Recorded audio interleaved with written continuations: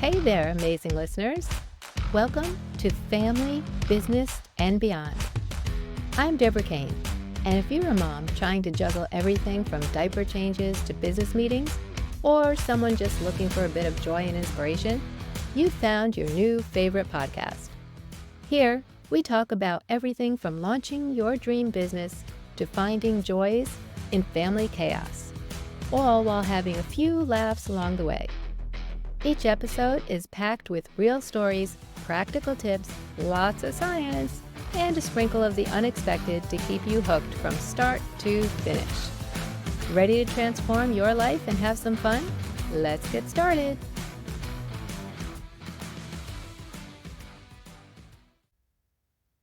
Our next guest is Yulia Rafailova. After a decade of academic coaching and consulting with over 1,000 families, Yulia realized that parents play a fundamental role in helping kids and teens with ADHD to cultivate crucial executive function skills. She founded MindFull Education in 2017 to teach individuals and families about executive functioning and how to design better systems for getting along and getting stuff done.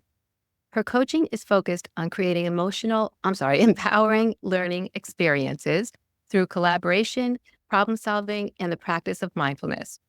Having grown up with undiagnosed ADHD and an anxiety disorder, Yulia can relate deeply to the individuals she works with. And she also serves on the board of directors for her local chapter of children and families, children and adults with ADHD, where she facilitates weekly teen and adult support groups. Yulia, welcome. Hi, Deborah. Thanks so much for having me. You're very welcome. I hope I didn't mess up your last name too much. Nope, you didn't. You did a great job. Okay. So I am anxious to get started right away because I have so many questions, and I couldn't stop. I couldn't help myself. I have so many questions for you. And I think most people are familiar with the term executive functioning, but I don't know that they really know what it means. During my prep, I did a little work and I found out some things that I didn't know either. So if you want to give us the quick rundown. Absolutely. And I think it's such a technical term. And I think a lot of people have probably heard of it, but they probably think it really relates to just academics and using a calendar or having a checklist, being able to organize yourself and manage tasks. And that certainly is what executive function is. But there's a broader understanding of executive function. And I use it interchangeably with ADHD because as an ADHD and an executive function coach, executive function are the skills that are impaired or delayed when we have ADHD or dyslexia or depression and anxiety. There's lots of things that impair our executive function. So I like going to the root of that. And really what it is in simplest terms is our ability to get stuff done. That's the simple definition of executive function. And if you think about the word executive, and execute, an executive is like the CEO of a company. They're in charge of having a vision for the future of the company, organizing, their team, and being able to take action, executing to get to the goal. And so people who struggle with executive function, they struggle with the mental tools, the mental skills of managing their thoughts, their emotions, and their actions so that they can persist in their behavior toward a goal. And oftentimes the struggle is that an ADHD brain is an interest-based brain. So if you're a parent of a child who has executive dysfunction, you might notice that when they're really, really interested and into something, their executive functions seem to work great. They are able to focus and persevere through challenges and push themselves toward a goal until they complete it. But when it comes to something that's boring or challenging and not meaningful to them, then they could feel it. They might look like they're stuck in a paralysis or an avoidance. That is a very good explanation. And I'm glad that you said it like that because what I was surprised at is a lot of people, when I asked them before this, I asked, just a few parents at the, walk-up line at the school, if what they thought the term meant. And many of them, surprisingly, actually thought that it had to do with very high level, because you're saying executive. They thought it was like very high level thinking, like more on the gifted side. I was surprised that so many actually, that means they didn't have a clue to what it was.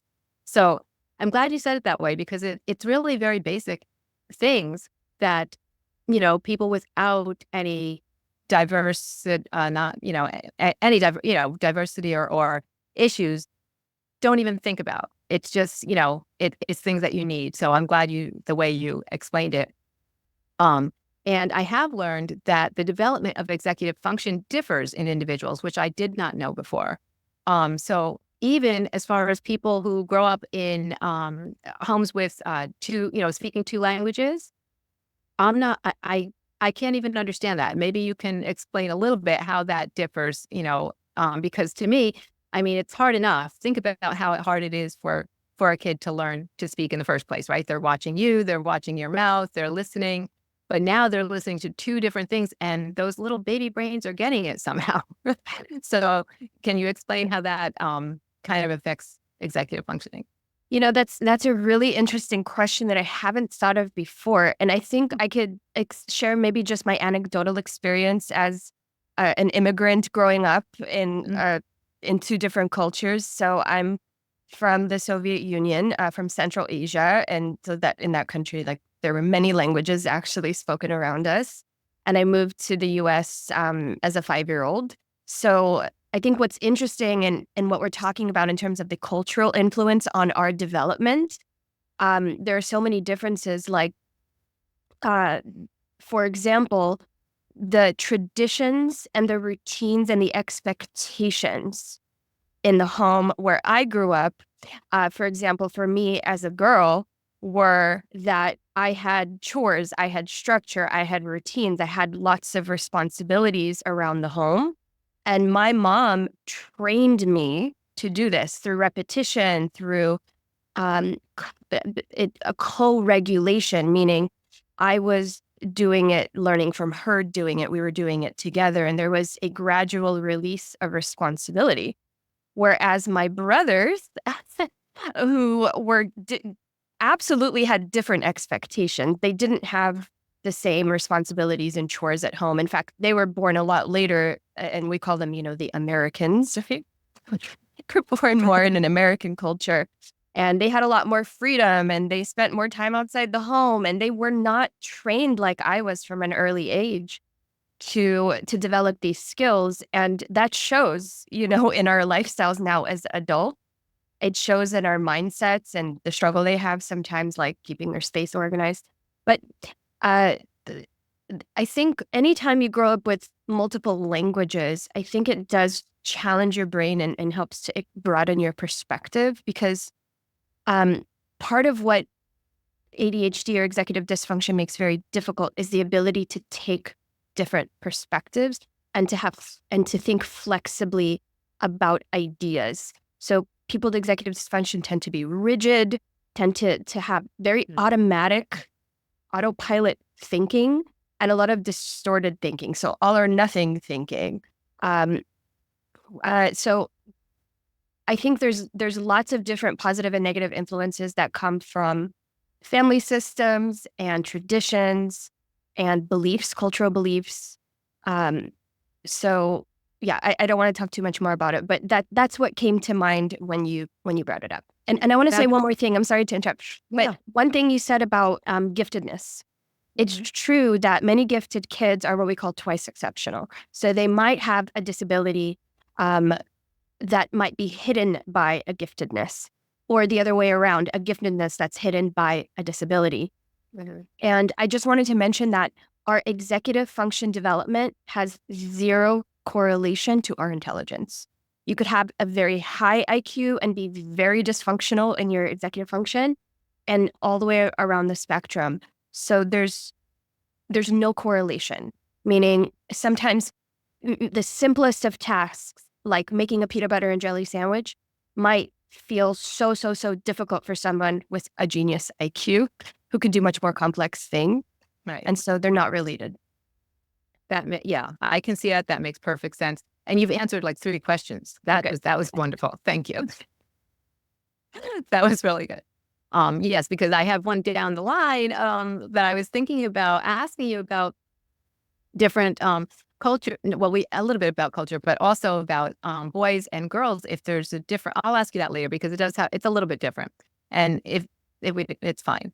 But so yes, um, the whole issue with high level and low and excuse me, there were so many. A teacher has told me that she had children in her class that were labeled as ADHD. Actually, she had 3 children, not the same year, but 3 children within a few years, she said, that were labeled as ADHD, actually diagnosed ADHD, and to come to find out later that they actually were gifted and that they were being held back a little bit because they were given extra time to do things because of ADHD, when that just made their sort of gifted self like lazy and like, oh, I don't have to do it, then I guess I won't. Like, they were smart enough to catch on and logical, and yet it shouldn't happen. I feel like there's got to be, I don't know who diagnosed those kids, but there's got to be a better, system than that. If you can make that kind of a mistake, it's important to a child, whether they are, even if there's not, some schools don't have an actual gifted class. Even if there's not, they need to have, they need more things to keep their attention, to keep their motivation, right? I know one thing for sure, and I spoke about this before, that the teachers seem to agree with across the board. I don't have a lot. I shouldn't say that. I was going to say I don't have a lot of good to say about the school system in most areas, but the teachers I do support. It's not their fault; they're not allowed to do a lot of things. However, many of them have said that one of the biggest obstacles in the way of teaching the best they can is that they have to stop what they're doing too soon and move on to the next thing.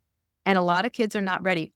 Some because they're taking it all in and maybe a little bit slower, but a lot of them because they are interested and they want to know more about it and they're used to asking questions and digging deep. And now you've told them, okay, that's great, but now we have to stop, move on to this different subject. And that's not the way people really learn in real life. I don't know why the schools do it, but that's how they have to. I understand. So anyway, that's one of the big obstacles that I wish we could change or do something about. I don't think that's going to. Can I offer a little bit of perspective on what you shared?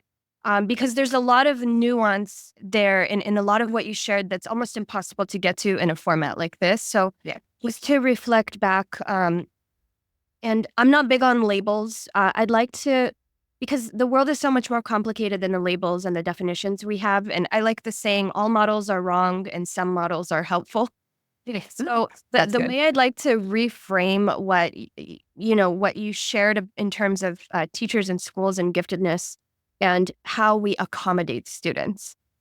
So I would have to agree with you. I think like teachers are some of the most hardworking, passionate people on the planet.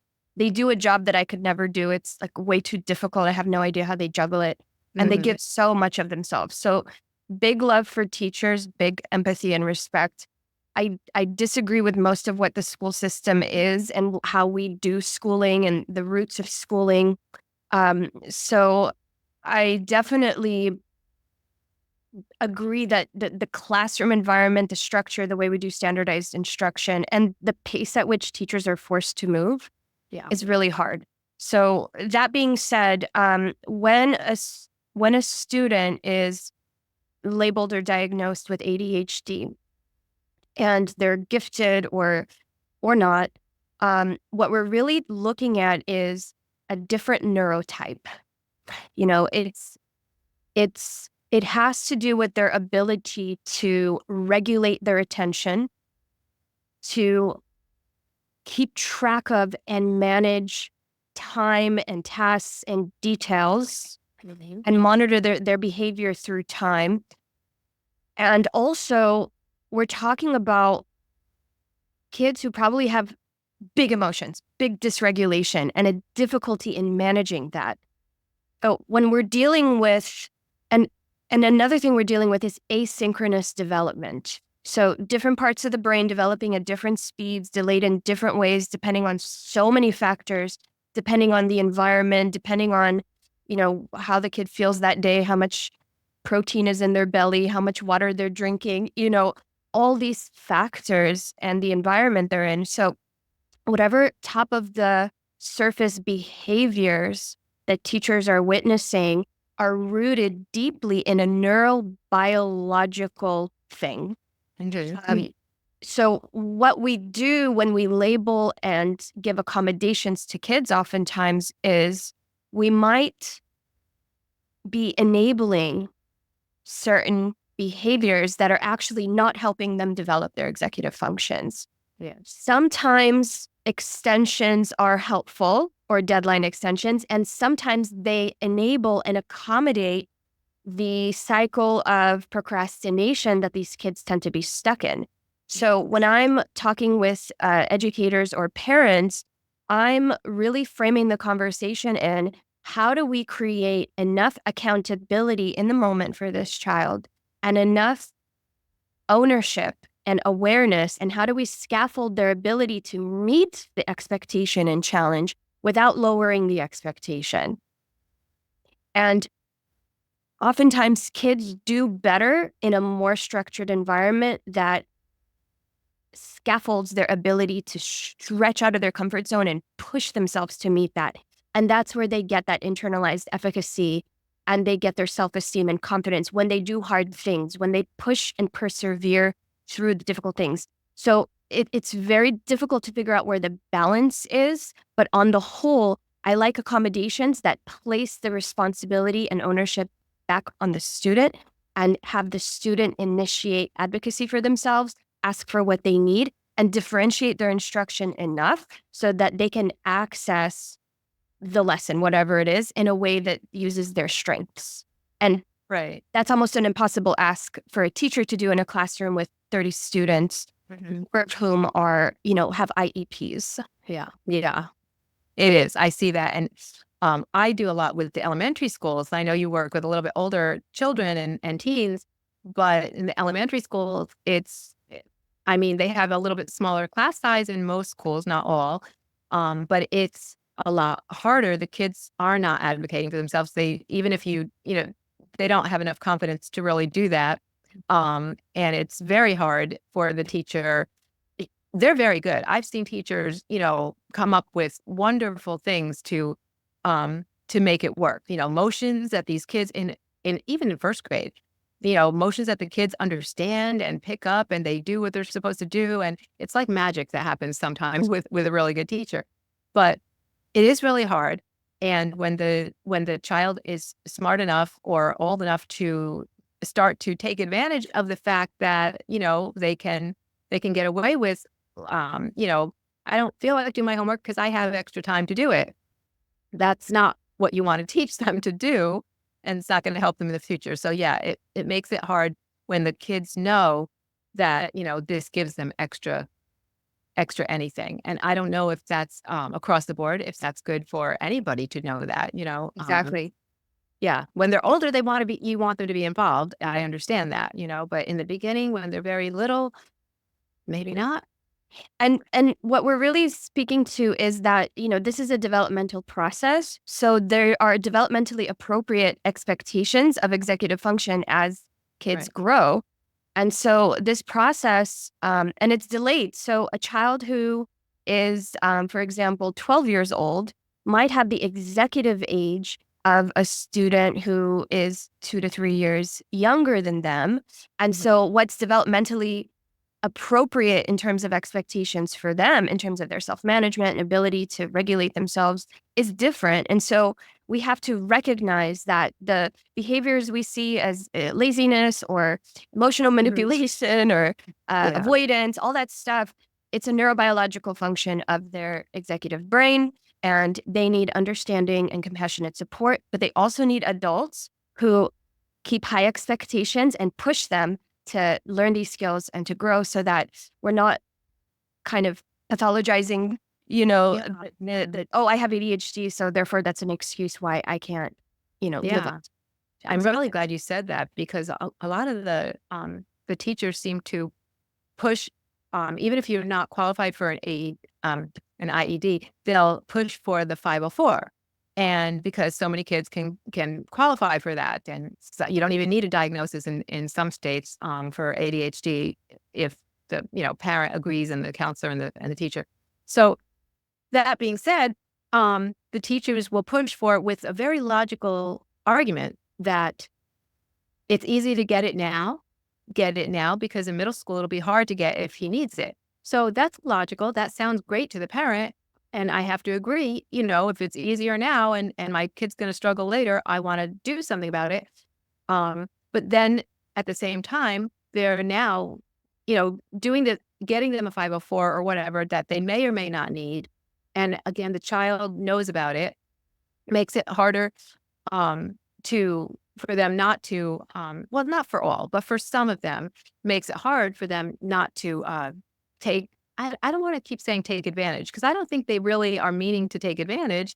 I just think it's, you know, like you're saying, they could be super smart, maybe borderline gifted or what have you, or high achievers. And then if their executive function level is a couple years younger, well, that's gotta be confusing for them because Exactly. it right? Yeah, it's And confusing. I hear stuff from kids like, I feel stupid. Why can't I just get this done? This is so Mhm. simple. There's a lot of shame Yeah. that comes along with this. And I think one of the fallacies of these types of conversations and the way we frame executive function is 90% of the time we're talking about school and academics, when executive function happens all day long from the Right. moment you wake up to the moment you go to bed. So I think we do kids a disservice sometimes when we're so laser focused on them being productive students who are able to jump through all the hoops and learn all the subjects equally well, that we forget, first of all, that there's lots of boring everyday routines that they need. There's structure and time management that they need throughout the day. They need to be able to understand like how to regulate their emotions, or how to function in social situations, how to contribute to the family.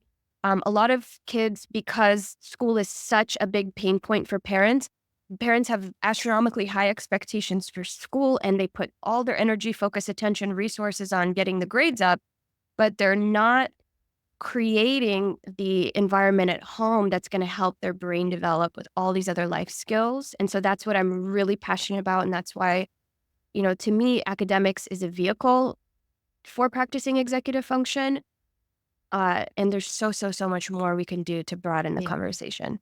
Yeah, there is. I would love it if there would be a way, and I've said this before too, if parents can be educated more so in what you're saying. I understand the tendency to want to, you just got maybe possibly just, had this diagnosis put upon you and now you're dealing with it and the parent probably has all kinds of emotions about it too. I understand all of that. But if they knew that by sort of over, over, I don't know, like, doing too much for their kids Mhm. and not allowing them to do what they normally would let them do, if they just were aware of that, I'm sure they'd want to do the best for their kids like everybody else. But I don't believe a lot of parents actually know that part of it. If they are with some really good therapy or, therapist or doctor, maybe they're told. I don't know, but I I think haven't the come the across a. root of that micromanaging behavior, that overfunctioning, is I understand, because first of all, when you have executive delays in development, we're talking about a very long game here.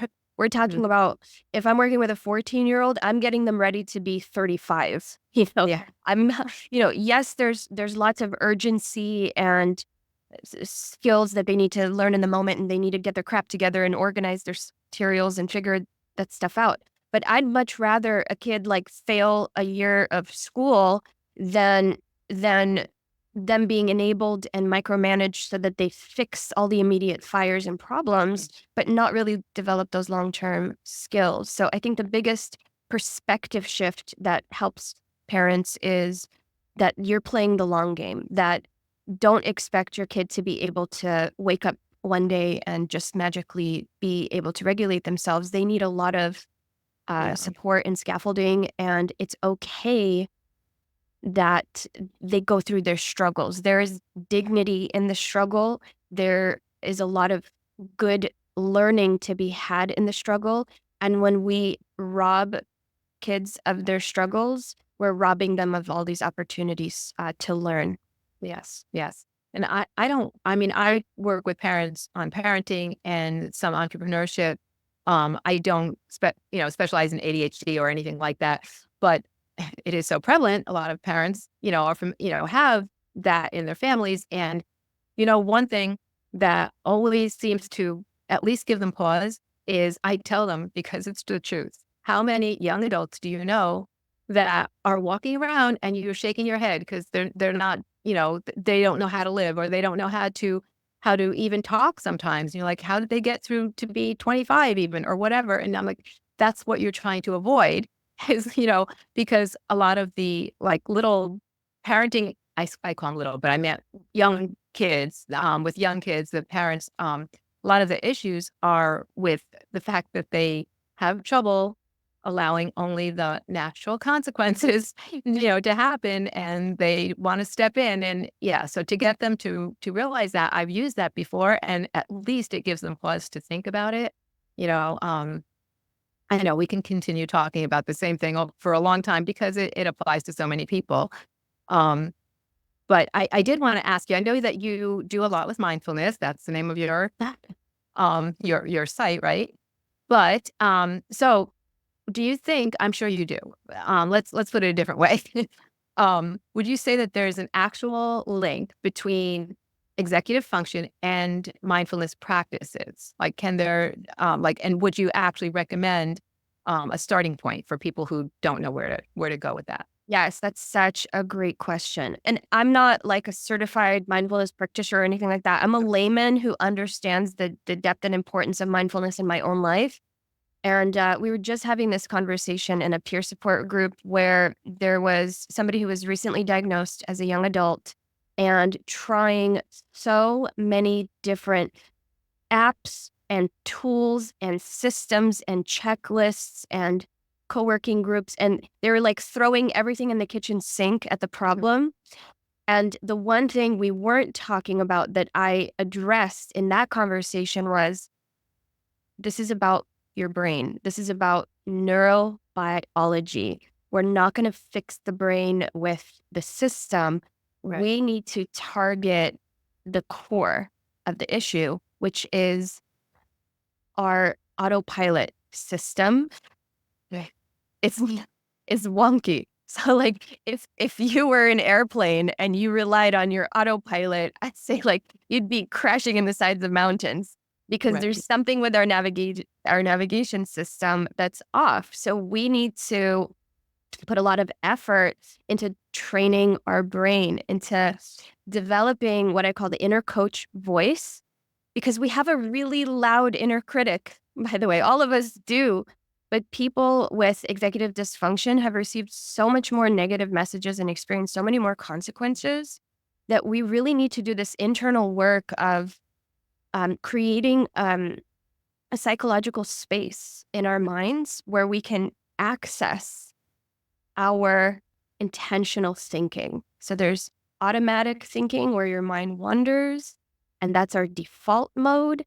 And then there's goal-oriented thinking, which is our executive function mode. It's like, hey, there's something I want. It's rooted in my values. It's something I want for myself, and it's something I'm willing to work toward because achieving it is important to me. That's when we activate the executive brain. And so in order to even know ourselves enough and to know what we want, we have to be able to pause and be with ourselves and think things through rationally. And we can't access that rational brain if we don't practice, right? So much of our emotions, our thoughts, and our behaviors are on that autopilot. Like the more than 95% of what we think, feel, and do is just patterned into us by our culture, media, our parents, the environment that we grew up. So we have to be able to pause and be mindful. And the simplest definition of mindfulness I've found is the ability to feel your emotions without acting on them. Okay. That's good. That's good. People can go with that. Because there's a lot of people that are very afraid of words like mindfulness. I don't get it. I don't understand it. But yeah, more than I imagined. That kind of roll their eyes and feel like it's a way out there term, mindfulness, or I mean, Yeah. some people listen, some people roll their eyes at yoga too. I mean, it's just like I don't blame everybody. them either because there's all these buzzwords and marketing and there's all this stuff about positive thinking. And I get it. I get it. But ultimately, the research base in understanding here is, executive function ultimately at the highest level at when we're fully developed, when our brain is between 25 and 30 years old. What it does is it allows us to have metacognition. And metacognition is the ability to witness our thoughts and to witness our emotions and to witness our behavior without judging. And so awareness isn't just being able to notice something, but it's being able to notice something without judgment so that you can see reality as accurately as possible and determine what your next response is rather than just impulsively reacting to stimuli, right? Because that's our animal brain, Yeah. which is great. We need it. But our human brain is the last to develop. And we need to train ourselves to be able to access it. And the way we do that is through meditation, mindfulness, whatever you want to call it. And there's so many ways of doing that. And I don't think we talk about spirituality enough because we're spiritual beings. And we need to be able to find our fulfillment and our joy in a world that just throws struggle at us all the time. Like, I don't want to coach somebody just to check off all the items on their to-do list and be unhappy at the end of the day because they're beating themselves up or they're criticizing themselves because they don't see a deeper meaning and value in what they're doing, that they're just forcing themselves by burning through their fuel tank and being burnt out. And I heard a speaker once say, and I'll wrap my point up here, is that there's a difference between burning energy and burning spirit. Oh, that's good. Yeah. And I think that was Alan P. Brown who said it. I might be wrong, but there's a difference between burning energy and burning spirit. And what we want to do is teach kids how to be themselves, but jump through the hoops that they need to jump through so that they have the opportunities that the world offers them, so that they can hone their strengths, push themselves, train themselves to do difficult things so that they have the freedom. So the development of self-discipline and parenting your kid to have self-discipline is for the purpose for them to have freedom and fulfillment.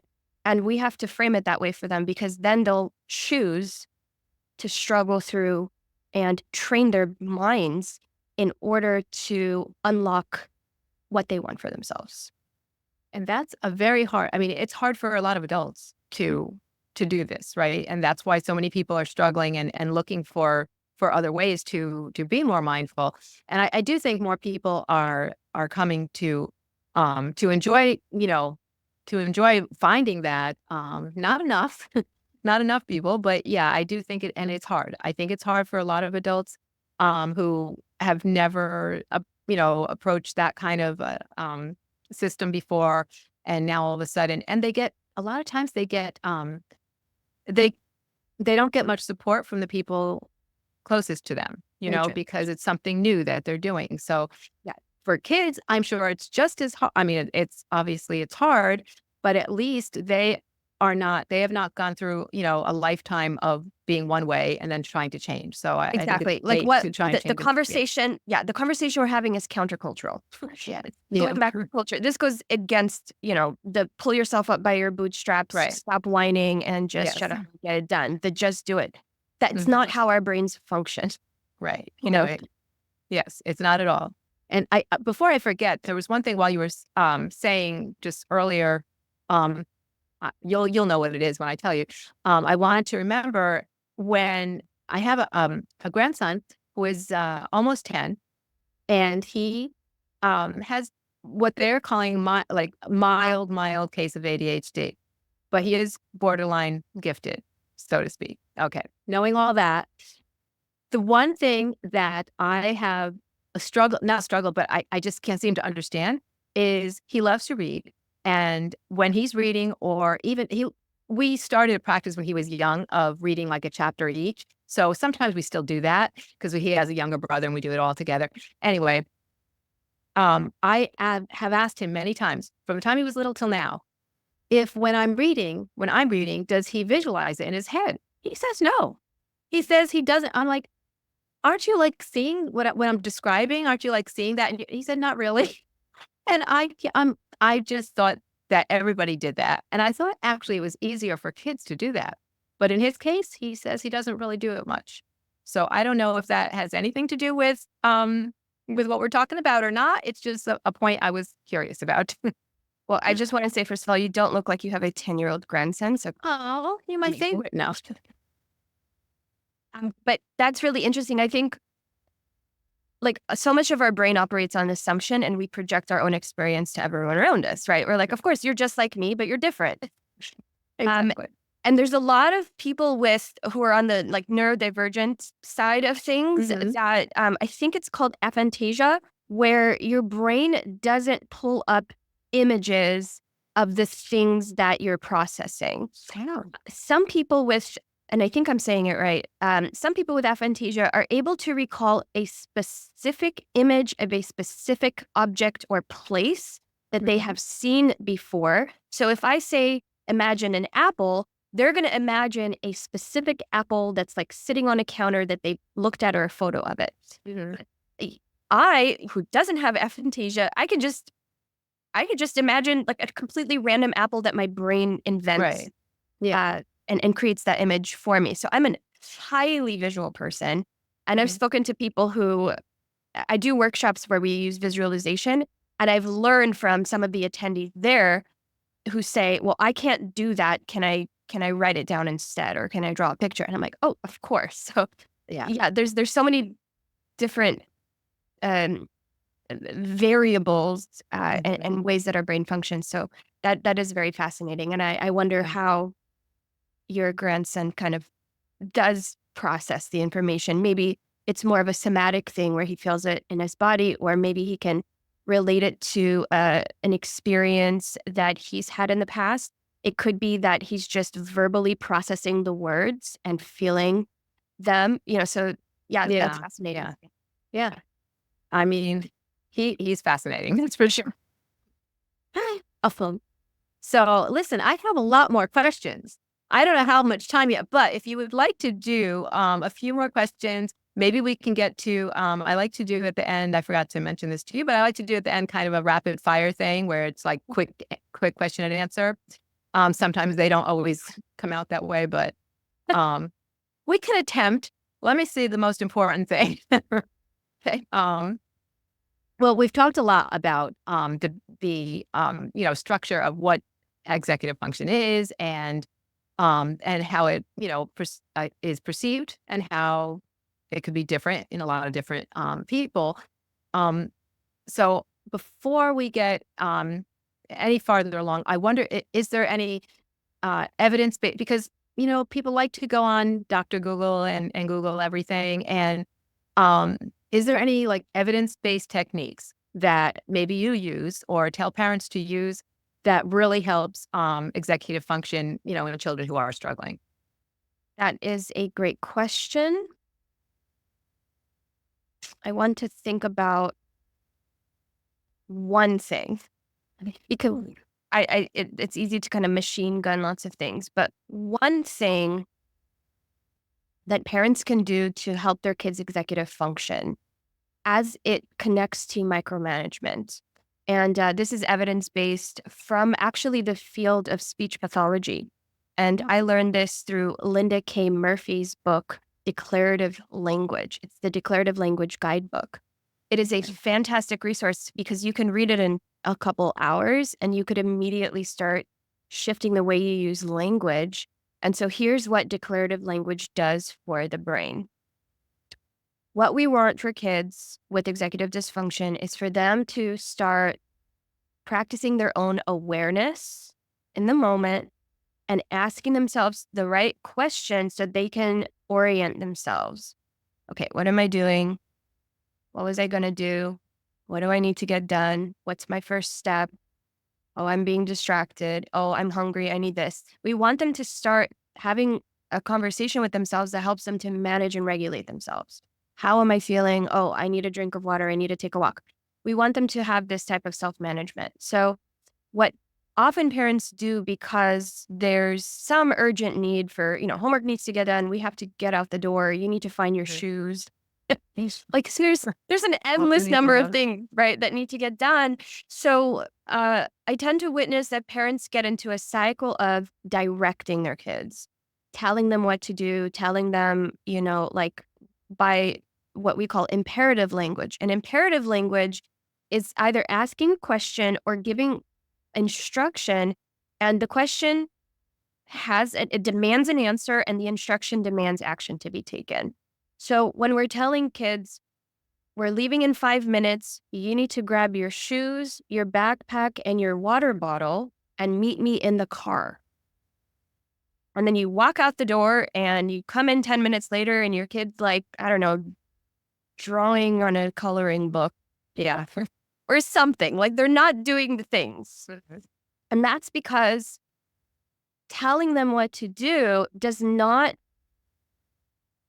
activate their executive brain, because for them to activate their executive brain, they have to want something for themselves and decide that this is what they need and be able to visualize it. They need to be able to visualize themselves walking out the door with their backpack, their water bottle, and their shoes. And then that image of themselves is going to help them to execute those things. Okay, so that's how our working memory works. So when a parent is imagining the kid walking out the door with those things, and they're using their executive function to organize the list of things and actions that need to happen within a certain amount of time, and the parent is feeling the urgency of being aware of all that and aware of the time and how much time they have, that's the parent using their executive brain and their executive function to just tell the kids exactly what they need to do. So they're the ones in the driver's seat, the kid's in the passenger seat. And what often happens is this pattern of the kid doesn't follow through because they can't, and or they're not fully present and paying attention. They don't have that sense of urgency. They don't have the image of what they need. And so the parent comes in, and what do? Parent grabs their shoes, gives them the shoes, says, put on your shoes right now. Parent says, where's your backpack? Oh, I left it here. Okay, never mind. Go meet me in the car. I'll go get your backpack and water bottle. Okay, you just have to go. I don't want to be late. Right. But that's where micromanaging comes in. So the imperative language we use when we're like, where's your backpack? Or go put your backpack on, that does not spark the executive brain. So the opposite of that, declarative language, is where parents can make a tiny little shift and start using visual language and start just wondering things out loud. Because as the adult, are aware of what the child needs, you want them to be aware. You want them to look around and say, look at a clock. And I love analog clocks for this reason. Look at a clock and, oh no, and see, I have mine little colored. Oh no, I have 5 minutes. Okay, so here's a great visual tool. I have 5 minutes and I could see the minute hand sweeping through, and I'm going to have to leave right at the edge of that. So when kids can monitor time, and when you say, oh, I wonder what time it is, you're just wondering out loud. That's a declaration, not an instruction or a question. When you make a declaration around your kid, not directly even to them, you'll notice that maybe, and you pause, this is really important. You'll notice that at first, they're just going to keep doing whatever it is they were doing. And then they might go, what time is it? Because you've activated that part of their brain to become aware that there's this thing called time. And if you have a visual tool, then that you could practice giving them the responsibility of managing time and figuring out what they need. And you can have a photograph of all the things does it look like when I'm out the door? Well, I have a photograph with me in my backpack, my shoes, and my water bottle. And they have these types of visual tools in their environment, and it's their responsibility. Now they're feeling urgency. Oh, I have 5 more minutes. Oh, what do I need? Oh, I need my shoes, I need my backpack and water bottle. Oh my God, the self-esteem that comes from their executive decision-making in that moment, and the fact that they figured it out and they took action and they got out the door on time, like that's what we want. That's the process we want to foster. And so using declarative language sounds like, oh, I notice you're sitting on something. Like sometimes kids don't have body awareness. And if you're like doing a board game, they might be sitting on half the board. Well, I notice I can't see the corner of the board game. And they're like, oh, I'm sitting on it. And then they can choose to move. So that's one way of doing it. Another thing is, I wonder how long it might take you to finish your homework because we have dinner plans at 6 o'clock, and then pause. And maybe your kid's going to say something that's completely magical thinking. It's cool. I only have this math worksheet. It'll take me 5 minutes. Meanwhile, you have an email from the teacher who's listed 12 missing assignments and your kid's getting a D. And you're sitting here thinking, you have 12 missing assignments. But if you're going to micromanage them and freak out and say, no, we're going to cancel all the plans. I'm going to sit down with you. I'm going to help you organize your list. And I'm going to make sure you're going to, okay, start this one now. Start this one now. Here, I'll do this for you. All of that kind of impulsive fixing the problem in the moment versus, I wonder if you've seen that email from your teacher. Just that it. Yeah. That's it, and take a pause. And because you're playing the long game, and it has to be okay that there's 12 missing assignments. Like, Right. it's actually okay. And your kid's going to be okay. And where they are now in their developmental journey is not where they're going to be in a year or 2 or 3 or 4 or 5. And you have to trust that. And I like to use the analogy of a garden, and I'll kind of wrap up my point here. But if you're growing a tomato in a garden and you're freaking out because, a couple weeks into it, the tomato is green and firm and small, and you're like, oh no, how is this ever going to be ripe? And you're overwatering it and you're giving it too much sun or whatever. You're overfunctioning. Like you're not trusting the process that nature already gave us everything we need to grow into a beautiful red, ripe tomato. And that we're here to create a nurturing environment that's going to facilitate that to happen. That, you're not in charge of teaching and lecturing your kid and managing them and making sure they're successful. You are there to model behavior, to create structure, to make limits, and to allow them to experience natural consequences. Don't let them get run over by a car because that's dangerous, So as long as they're physically safe and away from harm and danger, giving them safe experiences of failure is one of the best things we can do for them. That was very well said. And I will give a compliment to, I want to reiterate how I do support teachers 100%, like you said. And there, to that point, I know of quite a few teachers who use that kind of language in their classroom all the time, and they are good at it. I mean, it's just, it's second nature to them. They're not having to struggle and come up with stuff. They know what to do, along with the motioning and the kids picking that up, but they are very good at that. And the kids respond to that. And maybe that's part of the magic that happens in a good classroom, right? Exactly. And that's why the kids are able to, in those classrooms, actually be more responsible and do all the things. And the parents are like, what do you mean? He doesn't do that at home. How does he even do that? So that is a great example. And I'm going to what is that book that you mentioned? Linda K. Murphy has 2 fantastic guidebooks. One is the Declarative Language Handbook, and the second is the Co-Regulation Handbook. And co-regulation is another way of saying modeling. So assigning roles of competency is the summary. So you as a parent have certain skill set that you'd like to teach your kid, give them a small part of responsibility, and that's something they're capable of doing well enough with your support or on their own, and gradually give them more and more responsibility and challenge them to develop these skills. Yeah, I'm going to definitely recommend those books because I think that would be great reading for anybody. especially parents.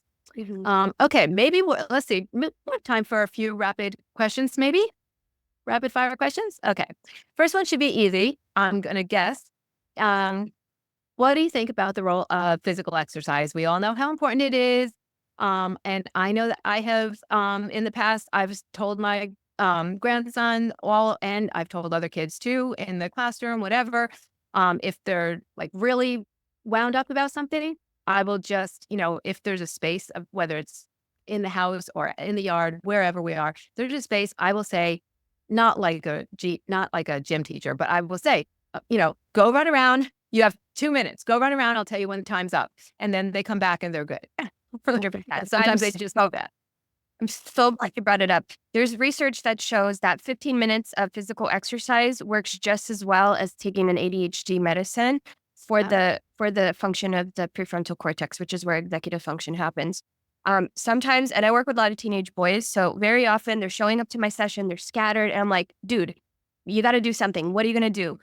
20 push-ups, 50 push-ups, sit-ups, and I'll literally Yep. get on the floor and we'll do it like together and Mhm. get some oxygenation in the blood and in the brain. And after that, they just feel better and they function better. So for me personally, walking is a must. Every single day I have to go on a long walk or on a run or to the park. I need to put my feet in the ground. Like our bodies are meant to move and we don't do that enough. And Right. when we're asking, especially young boys, to sit in a classroom, sit still all day and just focus, like that's not how we were wired to live in this Yeah. No. world. So we have to make movement and exercise important. It is one of the four basic pillars of executive function. There's routines, there's nutrition, there's sleep, and there's movement.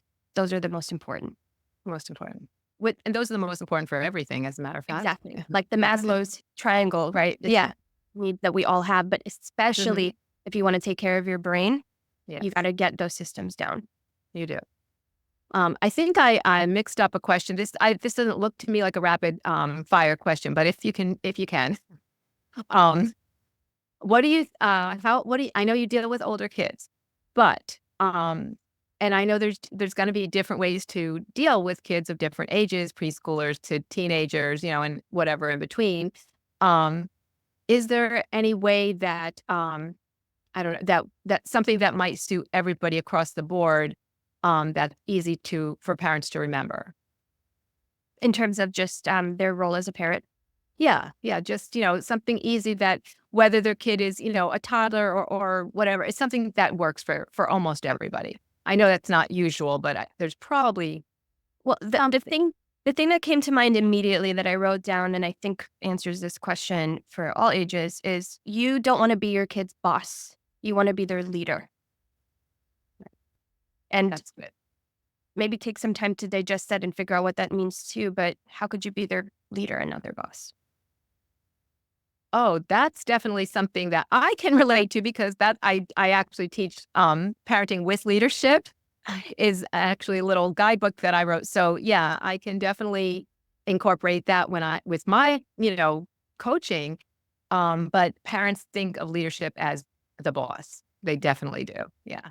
And, It's sometimes with younger kids, you have to be like more of their manager. So Dr. Russ Green talks about, as kids grow up and they reach the age of 12 and they get into more adolescence, there's a Mhm. transition that happens. You're not their manager anymore. Now as a like a grown teenager, growing Yes. teenager, you become their collaborative consultant. Mhm. Now, it doesn't mean you give up all your parental authority and your kids are like at your same Right. level because there's always that the hierarchy of authority is with the parents and Mhm. kids need to be given age appropriate, you know, power, responsibility, and trust within that Yes. system. But as a parent, you're the leader Right. and that job never ends. You have to, yeah, that's how it has to be. Okay, an important topic is screen time. Yes. Ah, everybody, yes, everybody wants to do something about screen time, but I'm wondering the opposite. And I wish there was less screen time, believe me. However, in the case of, executive function, ADHD, or anything else, might there be strategies for leveraging the technology to support the executive function development instead of the other way? Yes. Yeah, absolutely. And I often get asked this question because I work with a range of individuals, different ages, and adults who also, need systems for organizing themselves. And every single system is highly personalized to the individual. So when I'm working with, for example, a high schooler who's lost their planner for the 12th time, it doesn't matter how good that planning system is because they can't find it. So we're going to leverage first of all, they're digital natives, right? Like I'm not a digital native. The internet wasn't around when I was Right. growing up.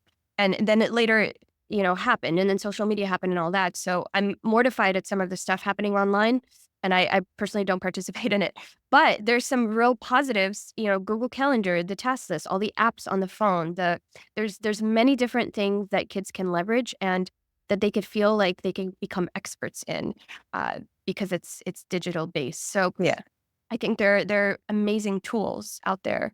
And like even Chat GPT, that can be an amazing tool. Can kids use it to write all their essays? Sure. But, our technology is an extension of our brain. And anytime we can externalize the stuff that our brain's not good at out to something else that does it Right. better for us, that's a win. Yeah. Yeah. And I think they love to feel like experts and they already know more than we do about technology. They could usually fix my phone, so And they can get around all the parental blocks and all that stuff. yeah. So you don't want to only rely on Right. um, forcing your kids off. You want to really talk about values and Mhm. really ingrain into them what are the values and what's the importance of disciplining yourself when it comes to technology, and how to strike a balance because that's really hard. Like personally, that's really challenging for me as an adult who does this for a living, and I can't imagine how impossible it feels for like a 12-year-old to manage their tech use. Yeah. Yeah. It is. It is. Okay. One last question. I promise we'll move on. So there's definitely a bigger awareness today of executive function as a critical skill. We know that we just didn't know all the details, or maybe we were a little off on how to do things, but it is out there. So what can you share maybe some insights of educational approaches or even curriculum enhancements, anything that could be effective in promoting these skills in the schools? Okay, that is a good question. And you may not know of anything like that because we don't get privy to a lot of that stuff if you're not working in the schools, right? But there might Yeah. be some things, some technology out there that you know of, or I shouldn't say something. I would say the biggest thing that resonates because as I do coach a lot of students, and one of the things that makes their lives more difficult is something that teachers do have agency over most of the time, which is the way they organize their class online. Most teachers have a website or a portal that kids can log into. And a lot of times for kids with executive dysfunction, it's really hard for them to figure out what is the concrete, clear expectation. Like, what is the homework? When is it due? How much time do I have to do it? Um, and it's hard for them to organize all this stuff. They feel really scattered. They're dealing with multiple teachers, with multiple styles of organizing information. So, one thing a teacher can do is leverage technology or their website to make things as simple as humanly possible for the kids to access. Um, and to me, the most important accommodation a teacher can give to a student who's struggling is is the relationship that they have, is creating a safe relationship and problem solving with the kid. Like inviting the child to come and problem solve with them and to take ownership of solving that problem and figuring out what are the barriers to success. And I just wanted to so I guess I'm focusing on this because one of the biggest barriers is just figuring out what's expected and Right. spending all the cognitive energy that it takes to just log into 20 different sites and organize material and figure that out. Because by the time a kid does that, they're wiped and they don't have enough time, energy, resources to do the actual Right. work. Yeah. It sounds like where parents would do well to give more leeway and more, letting the child be do the things that they're supposed to do.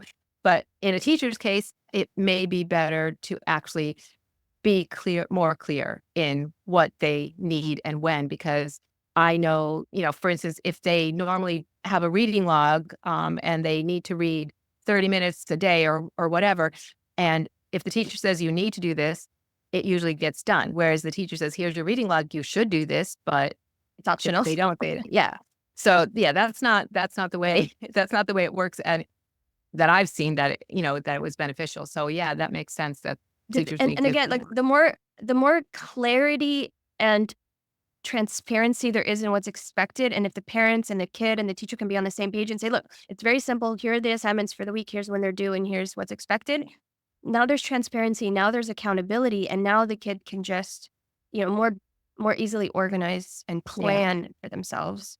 yeah, So that's just a big pain point I notice. And as a yeah. coach, that's a big pain point for me because I spend hours a week culling through websites and organizing like due dates and things so I can Mhm. keep track. And if Yeah. if that's hard for me, it's super hard for, a teenager. Yeah, organizing is a big deal, and when you're dealing with so many different subjects at the same time, yeah, it's a lot. It's a lot for any. I think just the what do we call The neurotypical kids. neurotypical? Thank you. Yeah, it's a lot for everybody. Yeah. Okay, so is there anything that you would like to leave our audience with? Something that you want them to remember above all, or whatever? And then I'm going to put up your slide so they could Okay. see where to find you. Well, first of all, I just want to say I am not a parent. Okay, I've worked with thousands of families. I come from a big family, but I am not a parent, and I'm saying that to emphasize that the job of raising a human being is the most difficult on the planet, and a lot of parents carry a burden of shame and guilt. I wish I had known this sooner. I wish we had figured this out. I wish we had gotten them support. I wish we could have avoided or prevented this. And they blame themselves for a lot of the behaviors of the kid when it's not your fault. This is neurobiological. This is complex stuff, and the solution is complicated. So that carrying around that guilt is not serving you. It's not serving your kid. My hope is that you can step into acceptance for yourself, compassion for yourself, and do the things that are the most important to you, which is self care, finding time for yourself, prioritizing your needs, and prioritizing your relationship with your child, and having compassion, and leaning into your authority in a way that feels like loving and connected, and you already have that wisdom and the skill set. You already have everything you need, and accessing it. That's the tricky part where you as an adult need to be regulated, need to do the work of managing your own thoughts, your emotions, your behaviors so that you can start modeling and really just leaning into more accountability structure through collaboration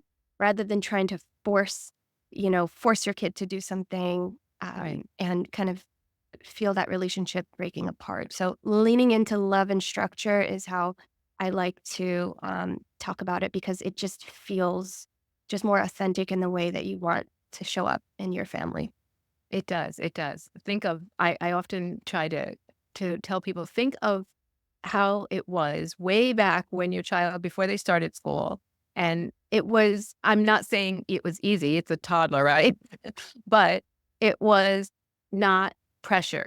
There was no pressure, there was not that kind of stress. Maybe they were a wild kid, even so, it was not the same kind of pressure where you have to do this, you have to do this. It doesn't matter. It was not timed like that. And it was so much more natural. And, it's very hard for a parent to say it's just school or it's just homework. It's hard for them because they want the best for their kids. And I understand that. But it's better when you realize it's better for them in the long run. Like you said, think of it long term, not just now. It's not going to be, and you can talk. Parents can have a nice, very good communication with the teachers. In most cases, teachers are going to be willing to even without a specific diagnosis or any kind of IEP in place or anything else, they're willing to work with you if talk to them nicely and you're both on the same side. You don't have to, butt heads. You're on the same side. You want the same thing. So I agree. I think that was wonderful advice. Thank you so much. And you can find Yulia on your website, mindfuleducation.com, right? Yes. And that's And mindful with two L's. So it's spelled mindful with two L's. That's a big deal. And you also have YouTube and you still have a blog, right? yes, I don't kind of publish stuff like I used to on a regular basis, but when an idea has me, I will Okay. I'll send something out. And by the way, through CHAD, the nonprofit organization, there are free weekly peer support group meetings for adults. I also run a group for young women. So anybody who wants to email me and get access to that service, it is 100% free online. You can access it from anywhere in the world. So that's a resource I'm happy to share. That is great. And you work with adults also? Yes. Oh, okay. For some reason, did I say just teens before? I don't know what Well, I said. my primary program is focused on families with teenagers, but I also I love working with adults and people in college as well. Yeah, good. That is great. Thank you so much for being here. I can't tell you how informative today was. I mean, it was wonderful. And thank you for everything. I really appreciated how much research you did and all the questions you came up with for today. You are very welcome. I learned a lot and I was happy to do it. So thank you. Thank you. That's it, folks. Thanks for joining us on Family, Business, and Beyond. If you enjoyed today's episode, please take a moment to subscribe, rate, and review our podcast. Your support helps us reach more people and make a bigger impact. Remember to follow us on social media for more tips, insights, and behind-the-scenes content. And don't forget to check out our online courses and webinars to continue your journey of empowerment and growth. Stay inspired, cast aside the doubt, let your dreams shout. Until next time, keep embracing the joy within and pursuing your passions. This is Deborah Kane, signing off.